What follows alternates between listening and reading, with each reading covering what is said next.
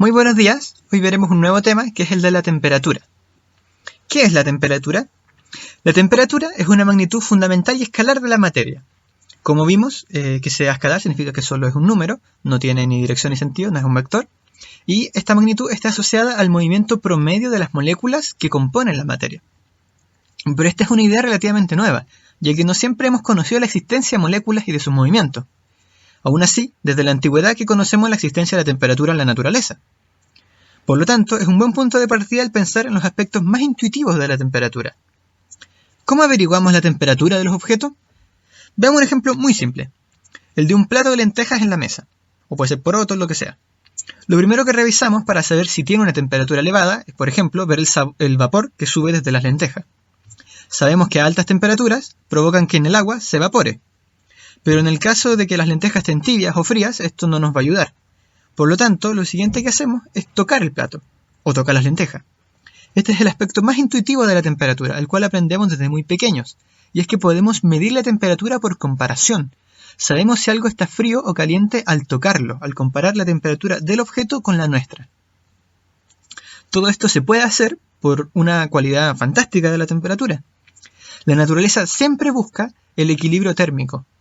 Cuando dos cuerpos con distinta temperatura entran en contacto, el cuerpo con mayor temperatura se enfría y el cuerpo con menor temperatura se calienta, hasta que en algún momento ambos alcanzan la misma temperatura.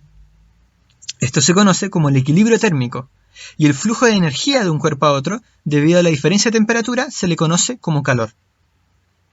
La temperatura afecta a distintas propiedades de la materia, y por lo tanto hay varias formas de medirla. A continuación veremos algunos de los métodos más comunes para medir temperatura. Los aparatos de medición de temperatura se conocen como termómetros. El primero, y probablemente uno de los más familiares, es el termómetro líquido. Al calentarse, el líquido dentro del tubo se dilata. Previamente se realizan distintas pruebas con el líquido para saber cuánto se dilata según la temperatura y entonces se marcan en el tubito las longitudes asociadas a cada temperatura. Entonces ya se marca hasta dónde subiría el líquido cuando se tienen 20, 30, 40 grados. Los termómetros de gas miden los cambios de presión y volumen en los gases, los cuales veremos un poco más adelante en termodinámica que se relacionan intrínsecamente con la temperatura. Los termómetros de resistencia eléctrica suelen tener una punta de metal, cuya resistencia eléctrica varía según la temperatura. Entonces, se le hace pasar corriente y calculando la resistencia se puede obtener la temperatura. Los termómetros de radiación miden la energía irradiada por los cuerpos, el cual depende de su temperatura. Es el típico que se ve en películas de ciencia ficción donde se ven ahí la visión térmica, como se le llama. Los termómetros bimetálicos consisten en dos láminas de distintos metales que se encuentran pegaditas. Uno de los metales se va a dilatar más que el otro al aumentar la temperatura, pero ambos siguen estando pegados. Entonces, como uno se está dilatando pero sigue estando pegado en la punta con el otro, la placa se empieza a doblar hacia algún lado, se curva. Y eso se puede utilizar después para saber a qué temperatura se encuentran ambas placas. Los termómetros de cristal líquido son uno muy interesante que poseen sustancias que cambian de color dependiendo de su temperatura. El ejemplo que probablemente muchos han visto es el típico anillo de las emociones, que venden en las ferias o ahí en las tiendas, que cambia de color al usarlo. ¿Por qué? Porque la mano nuestra, nuestro dedo, lo está calentando. Veamos ahora las escalas de temperatura más utilizadas. Primero tenemos la que usamos comúnmente en nuestro país, que es la escala de Celsius. Es una escala bastante intuitiva para nosotros, porque el 0 Celsius fue colocado en la temperatura en la cual el agua se congela, y en el grado 100 fue colocado en la temperatura en la cual el agua se evapora.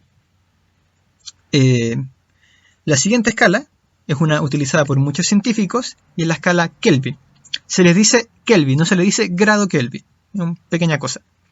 La escala Kelvin pone su cero en la temperatura mínima que podrían alcanzar los cuerpos, la cual corresponde a menos 273,16 grados Celsius. A esta temperatura, teóricamente, las moléculas dejarían de moverse y no serían afectadas por el paso del tiempo. ¿Por qué digo teóricamente? Porque experimentalmente no es posible llegar al 0 Kelvin. Es una temperatura a la cual nos podemos acercar un montón, pero no podemos llegar a eso. No podemos hacer que todas las moléculas se queden frenadas en el tiempo. Esta temperatura, el 0 Kelvin, se le conoce como el cero absoluto. Una cosa que hay que tener en cuenta, que es interesante, es que si por ejemplo la temperatura aumenta 2 grados Celsius y es lo mismo que si aumentase 2 Kelvin. Y si disminuye 2 Celsius es lo mismo que si disminuyera 2 Kelvin. ¿A qué me refiero con esto? Que el tamaño, en cierto sentido, de los grados Celsius y de los Kelvin son idénticos.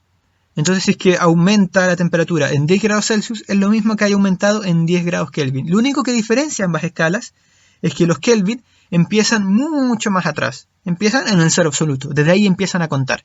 Pero el tamaño de cada grado es el mismo. ¿Por qué razón se puso un mínimo en Kelvin y no un máximo? Porque se conoce que está esta temperatura que sería la mínima posible, pero teóricamente no se sabe si es que hay una temperatura máxima. Por lo tanto, tiene más sentido que la escala, si va a tener un borde, que sea el borde que nosotros conocemos. La tercera escala, y la menos utilizada, es la escala Fahrenheit. Se utiliza en Estados Unidos.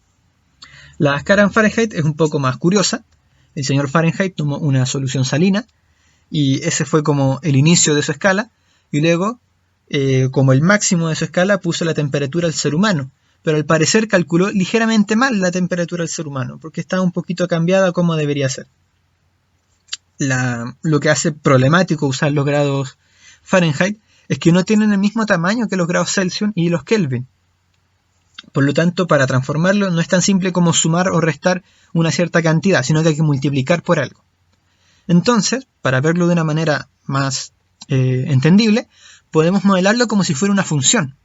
Podemos poner los grados Fahrenheit en función de los grados Celsius. ¿Cómo hacemos esto? Podemos tomar dos puntos conocidos, por ejemplo, el 0 Celsius, sabemos que es 0, y luego buscamos cuántos Fahrenheit son, y luego tomamos el 100 grados Celsius, y vemos cuántos grados Fahrenheit son, y con eso tenemos 2 puntos de nuestra recta, de nuestra función. Y como probablemente ya han visto en matemática, podemos hacer la ecuación de una recta usando 2 puntos, utilizando la siguiente fórmula. No voy a leer en voz alta el desarrollo, pueden pausar ahora el video y revisarlo, pero lo voy a dejar aquí para que sepan que esto se puede hacer y que tiene sentido. Y entonces, la fórmula de esta recta, básicamente lo que nos está diciendo es que nos permite convertir nuestros grados Celsius en grados Fahrenheit. Y si luego nosotros queremos hacerlo al revés, queremos sacar los grados Fahrenheit, los grados Celsius a partir de grados Fahrenheit, entonces lo único que tenemos que hacer es sacar la inversa a la función, que la voy a mostrar acá. El desarrollo lo pueden hacer ustedes en la casa, no es muy largo, simplemente pasan todo para un lado y reemplazan, por eso se dan cuenta que esta fracción se da vuelta y todo el tema. Como les comenté, los Kelvin y los grados Celsius tienen el mismo tamaño, entonces lo único que hay que hacer es restar un cierto número o sumar un cierto número para cambiar el punto de inicio, y ahí entonces tenemos o Celsius o Kelvin. En ese sentido, de Celsius a Kelvin es mucho más fácil transformar. Aquí les pongo un pequeño resumen con todas las fórmulas para transformar de un grado a otro, y con esto ya deberían poder hacer todas las transformaciones de grados. Ok, entonces eso sería todo por hoy. Quizá avanzamos un poco rápido, pero está bien, esto es harta materia, así que es mejor no quedarse 40 minutos hablando sobre ello.